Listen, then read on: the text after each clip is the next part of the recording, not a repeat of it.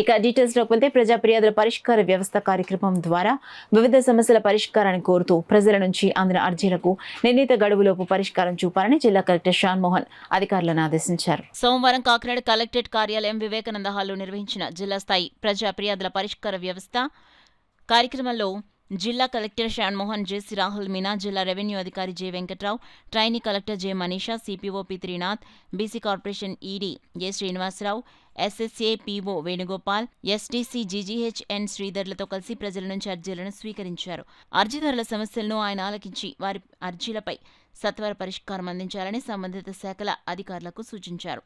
ఈ సందర్భంగా జిల్లా కలెక్టర్ షాన్ మోహన్ మాట్లాడుతూ ప్రజల నుంచి అందించిన ప్రతి అర్జీని నిర్దిష్ట కాలపరిమితిలోపు పరిష్కారాలను అందించాలన్నారు. ఒకే అంశంపై మళ్లీ దరఖాస్తు నమోదయ్యే అంశాలపై అధికారులు దృష్టి పెట్టాలన్నారు.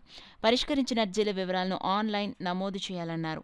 వివిధ శాఖల అంశాలపై నమోదైన అర్జీల పరిష్కారం పట్ల ఆయా శాఖల జిల్లా స్థాయి అధికారులు ప్రత్యేక పర్యవేక్షణ చేయాలని జిల్లా కలెక్టర్ అధికారులను ఆదేశించారు. కార్యక్రమంలో జిల్లా స్థాయి అధికారులు, కలెక్టర్ కార్యాలయ సెక్షన్ సూపరింటెండెంట్లు తదితరులు పాల్గొన్నారు.